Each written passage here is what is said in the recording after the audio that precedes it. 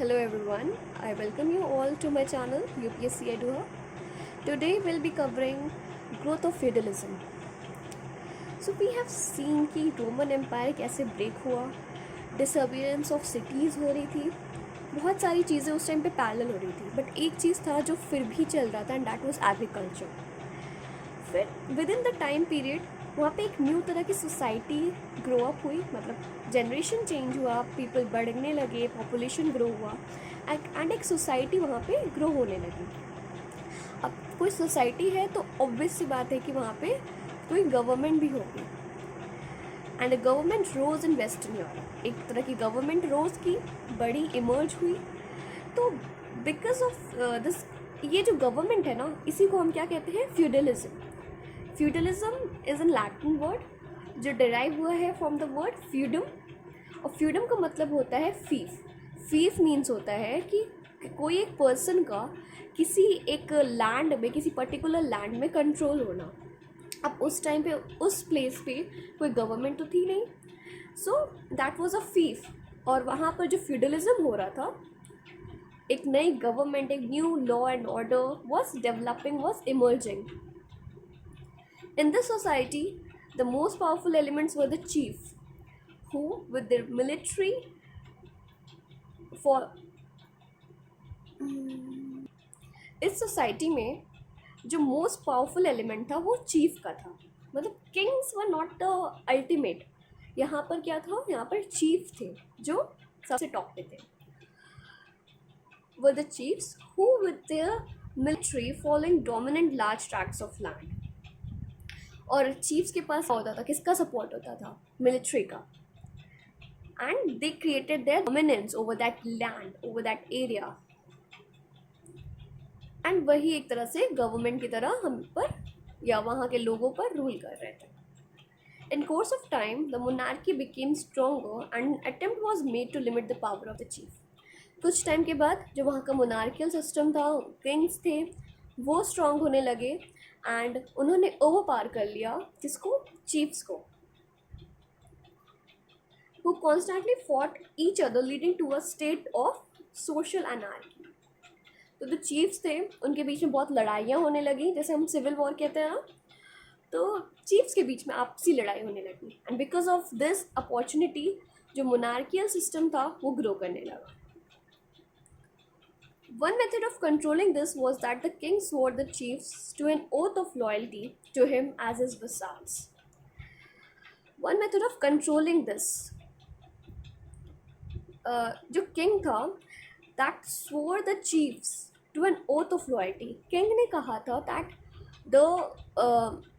that they will be loyal towards the chiefs always, और वो उनके वसाल्स बन के रहेंगे. उस टाइम पे किंग्स को हम लोग वसाल्स कहते थे. In return, recognize the tract of land dominated by the chiefs as their fiefs. और किंग्स को क्या काम दिया जाता था कि they will be given some tracts of land, कुछ लैंड्स उनको मिलेंगे जो चीफ्स जिस पे रूल करते हैं, जो लैंड मैंने बताया ना कि पर्टिकुलर लैंड में जिसका कंट्रोल होता है, that is the fief. The chiefs in turn could appoint sub chiefs as वसाल्स.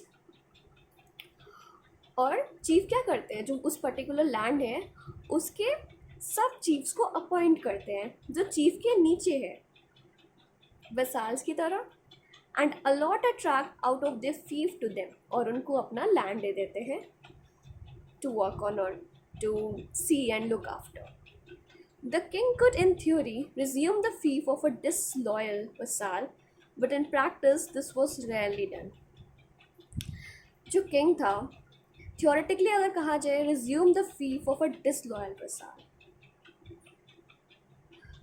जो सब चीफ हुआ करते थे, वसाल हुआ करते थे जो डिसलॉयल्स होते थे, मतलब कि लॉयल नहीं थे चीफ्स की तरफ, वो क्या करते थे, किंग्स को या किंग्स वहाँ पर रूल करने लगते थे.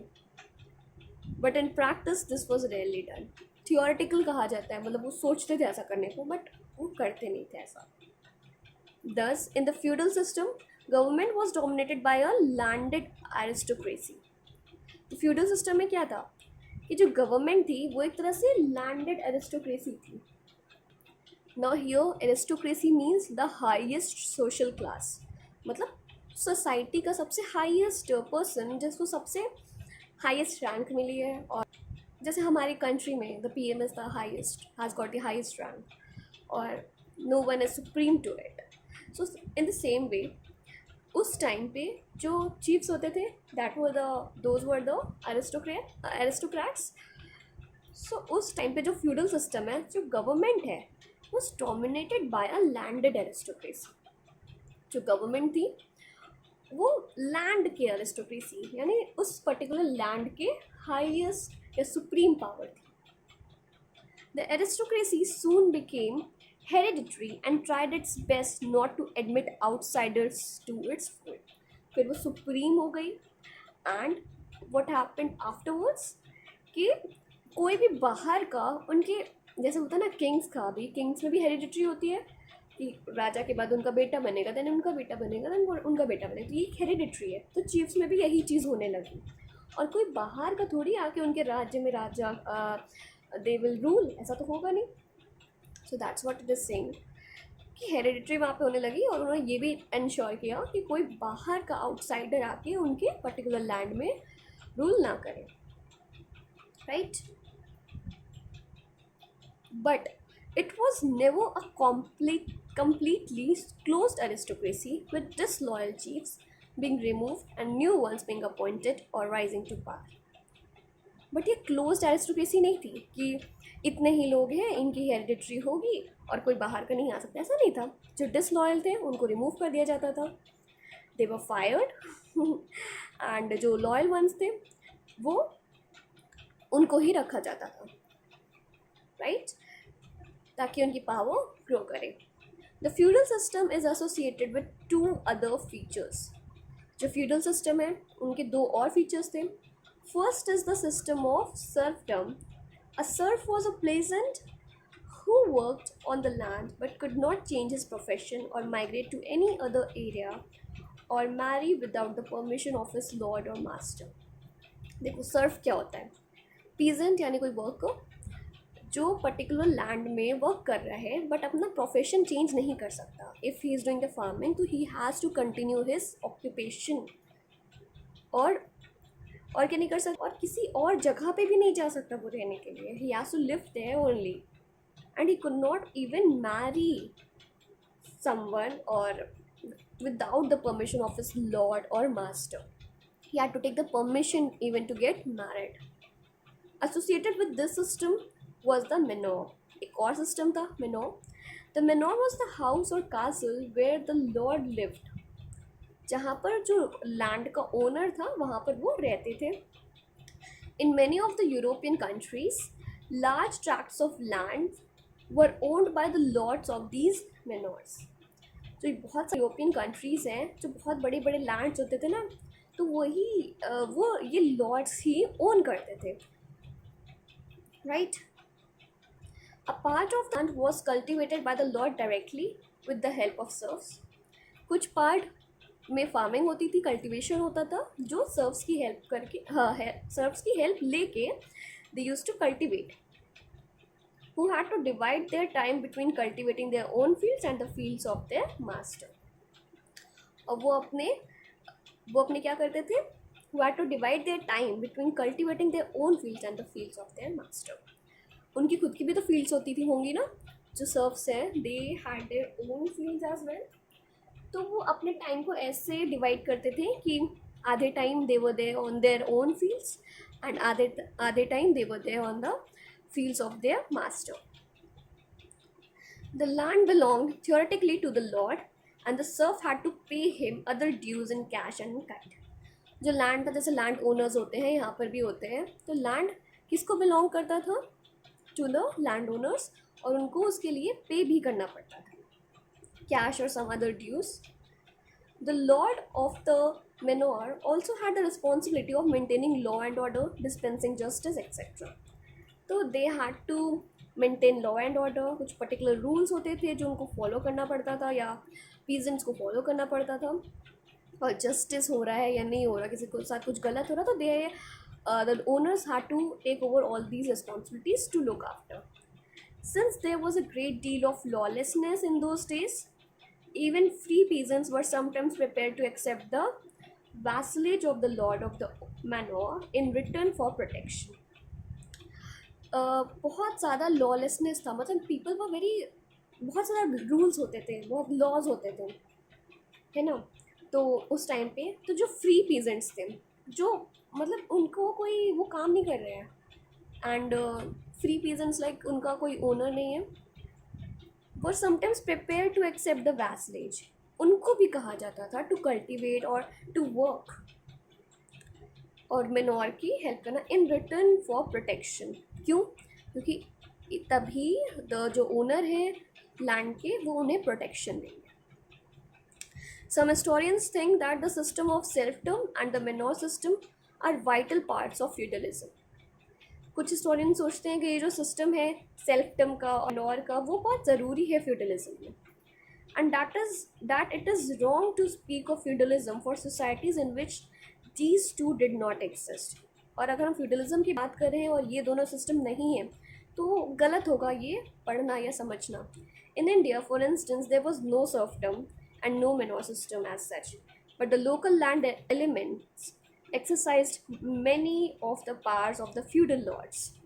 Right, अभी भी हमारे यहाँ भी तो लैंडलॉर्ड्स था, ज़मींदारी सिस्टम था, तो फ्यूडलिज्म का कुछ पार्ट था हमारे यहाँ भी।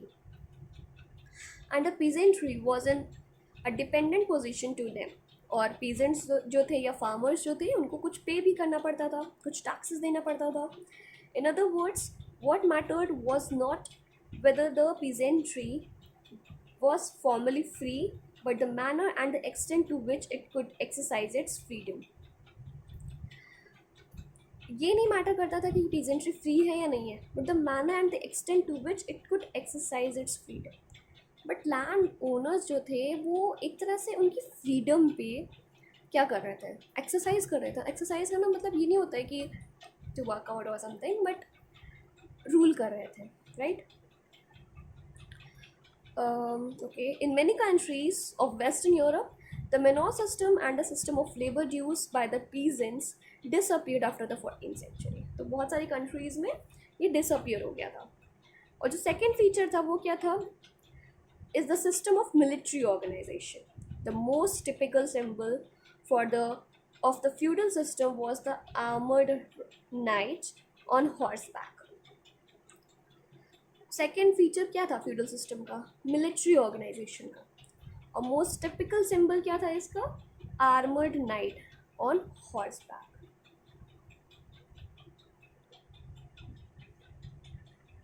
सो उस टाइम पे क्या था? Was the armored knight horseback, मतलब कोई भी सोल्जर होता है या मिलिट्री होती है, जैसे राजाओं में होती है ना कि वो घोड़ सवारी करके लड़ने जाते हैं, उनकी सेना होती है। इन द सेम वे वहाँ पर भी उनकी मिलिट्री ऑर्गेनाइजेशन थी। मतलब जो राजा का पर्सन है, मतलब राजा का सैनिक है, तो आर्मर्ड मतलब full of weapons, armoured knight on horse back. Actually the system of cavalry warfare on roughly traced back in Europe only to the 18th century. ये जो सिस्टम था कैन रफली भी ट्रेस्ड, अगर हम देखेंगे हिस्टोरिकल डॉक्यूमेंट्स से या तो वो 18th सेंचुरी तक ही था। In the Roman times the chief wings of the army were the heavy and light infantry. जो चीफ विंग थे रोमन टाइम्स में आर्मी के, वो क्या थे? मतलब बहुत ज़्यादा वेपन्स लेके भी चलते थे और कम वेपन्स लेके भी चलते थे। Armed with long spears and short swords, horses were used to draw chariots in which the officers rode. मतलब कैरियट्स होते थे, लाइक कार्ट्स होते थे, कार्ट्स यू नो, बैलगाड़ियाँ टाइप के, जैसे हम महाभारत में नहीं देखते हैं जब वो लोग लड़ने जाते तो दे हैव देयर कैरियट्स, जिसमें घोड़े खींचते हैं उनको, उस गाड़ी को, उस बुलक कार्ट नहीं था, kind of you know, you can understand. तो उस टाइम पे क्या होता था कि घोड़े के ऊपर कोई बैठ के नहीं लड़ता था, कैरियट्स होते थे, उससे फाइटिंग होती थी। It is generally believe that the mode of warfare changed with the arrival of the Arabs. ये लड़ाई करने का तरीका चेंज हुआ कब से? अरब्स के एक्सपेंशन के बाद, या अरब्स आने आ गए तब. The Arabs had a large supply of horses, and their swift movements and mounted archers made the infantry largely ineffective. उनके पास बहुत सारे हॉर्सेस हुआ करते थे अरब्स के पास, और बहुत स्विफ्टली, बहुत स्लोली मूवमेंट्स उनका होता था, एंड ईजिली वो टारगेट कर सकते थे एंड जीत सकते थे वॉर्स को. The problem of developing and maintaining the organization needed for the new mode of warfare helped in the growth of feudalism in Europe. तो ये जो वॉरफेयर का तरीका यहाँ पर भी चेंज हुआ, तो इसकी वजह से डेवलपमेंट हुआ, ग्रोथ हुई. No king could hope to maintain out of his own resources large body of cavalry. Hope to maintain out of his own resources, okay. तो कैवलरी जो यही घोड़सवार एंड घोड़ा होता था, एंड उसके ऊपर जो सोल्जर्स होते थे, तो कोई भी किंग इतना मेंटेन नहीं कर पाता था, बिकॉज उनके पास इतना पैसे नहीं हुआ करते थे, इतने रिसोर्सेज नहीं होते थे. And to provide them with armour and equipment, and उनको फिर उनको आर्मर यानी उनके वेपन्स भी देने हैं, इक्विपमेंट्स भी देने हैं.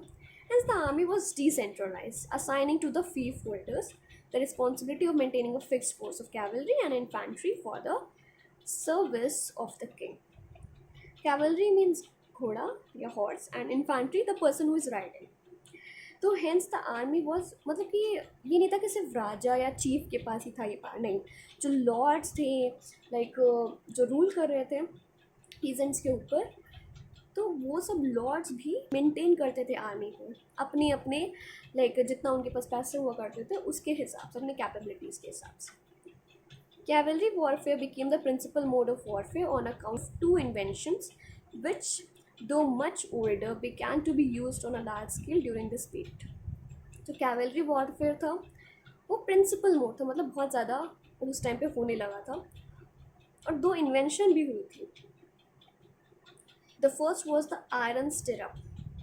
The iron stirrup made it possible for a heavily armoured person to sit firmly on a horse without falling off. मतलब आर्मर नहीं, आयरन स्टिरअप की वजह से क्या होता है कि कोई भी पर्सन अगर बहुत ज़्यादा वेपन्स के साथ है, फिर भी वो घोड़े पे ईजिली, क्योंकि the horse, you know how the horse runs and how the horse moves, तो अगर इतने सारे वेपन्स लेके चलो तो ऑब्वियसली आप गिर जाओगे.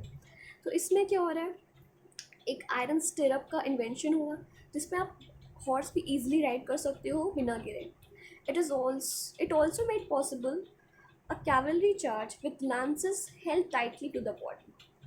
It also made possible a cavalry charge with lances held tightly to the body. और आपकी बॉडी के साथ वो अटैच्ड होगा, lances होंगे कुछ डोरी टाइप का, तो वो आपकी बॉडी के साथ अटैच होगा without the rider being thrown away by the shock of the impact. The rider will not fall off. The earlier device was either a wooden stirrup और अ पीस ऑफ रोप. पहले ऐसा होता था, but अब iron stirrup है which only provided are to hold. Toe hold मतलब सिर्फ पैरों को ही, पैर ही बंधे हुए थे, टो ही आपके बंधे हुए थे, आपकी पूरी बॉडी नहीं थी. बट अब पूरी बॉडी आपकी बंधी हुई है and you will not fall of. Another invention was a new type of harness which enabled a horse to draw twice the amount of load it pulled earlier. एक और इन्वेंशन था जो हार्नेस था, जो हॉर्स की like twice the load, जितना वो पहले खींचता था उससे ज़्यादा वो खींच सकता था. It is believe that both these inventions came to Europe after from the East, possibly from East Asia. They spread in India from the 10th century onwards. Thus, many factors, political, economic and military, were responsible for the growth of feudalism in Europe. बहुत सारे factors थे, political factors थे, economic था, military था, जो feudalism की grow कर रहा था, यूरोप ग्रोथ को बढ़ा रहा था. Even when stronger governments emerged after the 11th century, the tradition had become too strong for the king to reduce easily the power of the feudal chiefs. Even when stronger government emerged, strong government भी आ गई 11th century के बाद, but ये जो tradition था for the king to reduce easily the power of the feudal chiefs, वो फिर भी था. Apart from the system of feudalism, The pattern of life in Europe during what is called the medieval period was also shaped by the Christian church. Okay, sorry, मैं नीचे पढ़ा रही थी, right? We have already okay, उस time पे क्या था कि फ्यूडलिज्म को अगर हटा भी दे तो उस टाइम पे क्या चला था, क्रिश्चियन चर्च भी उस टाइम पे बहुत ग्रो कर रहा था. We have already refer to the role of the Greek Orthodox Church in the Byzantine Empire. मैंने बताया था कि कैसे प्रीस्ट की ज़्यादा सुनी जाती थी. In Russia also, in the absence of powerful empire in the west, the Catholic Church took on some of the functions of the government. तो अगर जब पावर नहीं थी तो उस टाइम पे कैथोलिक चर्च जो थी वो कुछ फंक्शंस को अडॉप्ट कर ली थी. The pope who was the head of the Catholic church, जैसे प्रीस्ट होते हैं तो वहाँ पे पोप होते थे जो हेड होते थे कैथोलिक चर्च के, became not only a religious head but also a figure who excited a great deal of political and moral authority. वो ना सिर्फ एक रिलीजियस हेड था but also figure who exercise a great, मतलब वो political भी control करता था, सिर्फ एक रिलीजियस हेड नहीं था, और पॉलिटिकली और मॉरल अथॉरिटी को भी वो टेक ओवर करता था, देखता था. In Europe as in West Asia and in India, the medieval age was an age of religion. ये age ही थी एक age of religion की. And those who speak on behalf of religion exercised a great deal of power and influence. जो religions belief के बारे में बहुत बोलते थे, they had a great power also. With the help of grants of land from the princes and feudal chiefs, with the help of grants of land, और जो भी टैक्सेस मिलते थे लैंड से, कहाँ से, प्रिंसेस से और फ्यूडल चीफ से, with the help of grants of land and donations from rich merchants, many monastic orders and monasteries were set up. मतलब monasteries like buildings, monuments उस टाइम पे बहुत सेटअप होने लगे, बहुत बनने लगे because of the taxes they used to collect. Some of these orders, such as that of the Franciscans, served the needy and the poor. ठीक है, वो needy और poor को serve कर रहे थे. Many monasteries gave medical help or shelter to the travelers. कुछ monasteries ने medical help भी दिया और shelters भी दिया travelers को. They also served as centers for education and learning. In this way, the Catholic Church played an important role in the cultural life of Europe. However, some of the monasteries which became exceedingly wealthy began to behave like feudal lords. वो feudal lords की तरह behave करने लगे, taxes collect करने लगे, right? This led to internal discord and conflict with the rulers who resented the worldly.